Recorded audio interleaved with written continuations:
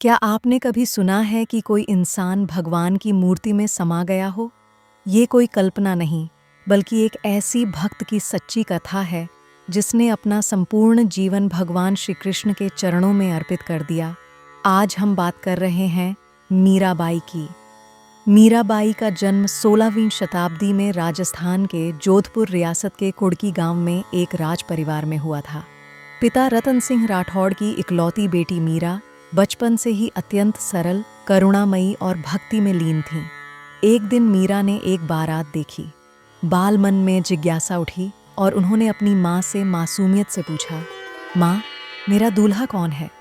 माँ ने हंसते हुए श्री कृष्ण की मूर्ति की ओर इशारा किया और कहा, वही तुम्हारा दूल्हा है।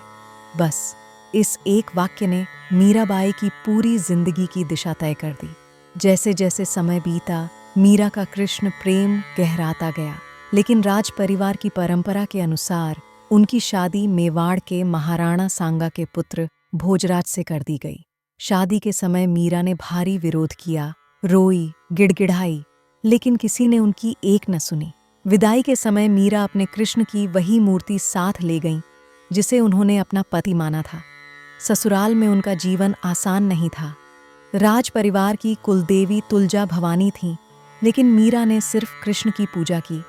वे मंदिर जातीं, कीर्तन करतीं, नृत्य करतीं, कृष्ण की भक्ति में लीन हो जातीं। लेकिन हर युग में सच्चे प्रेम और भक्ति की राह में बाधाएं आती हैं। उनकी ननद उदाबाई ने मीरा के खिलाफ षड्यंत्र रचा। उन्होंने राणा से कहा, मीरा का किसी और से प्रेम संबंध है। राणा ने एक दिन मीरा को मूर्ति के सामने बैठे देखा। वह गा रही थीं, आनंद में डूबी हुई। उसने गुस्से में कहा, जिससे तुम बातें कर रही हो उसे मेरे सामने लाओ। मीरा ने मुस्कुराते हुए कहा, वो सामने है, मेरा नयनचोर, मेरा स्वामी श्री कृष्ण। इस उत्तर ने राणा के दिल को तोड़ दिया, लेकिन फिर भी वह मीरा का आदर करता रहा।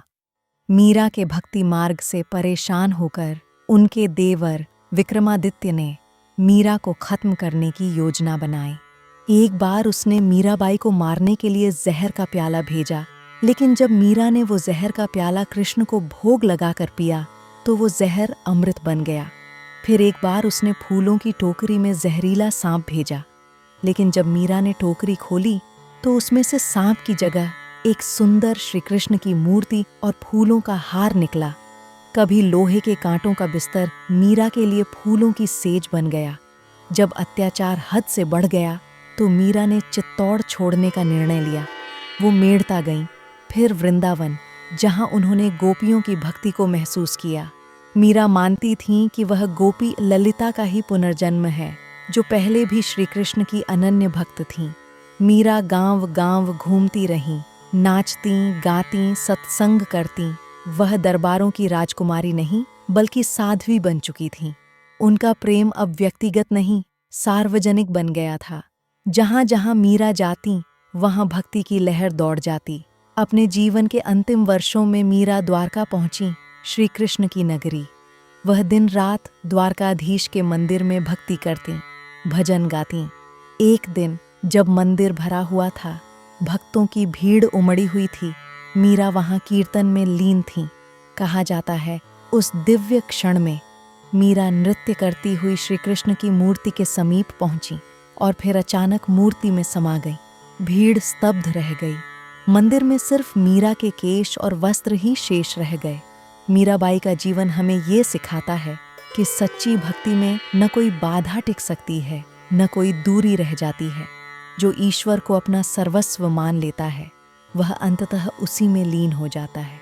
अगर आपको मीराबाई की यह अद्भुत कथा पसंद आई हो तो कृपया वीडियो को लाइक करें, अपने दोस्तों के साथ शेयर करें और चैनल को सब्सक्राइब ज़रूर करें।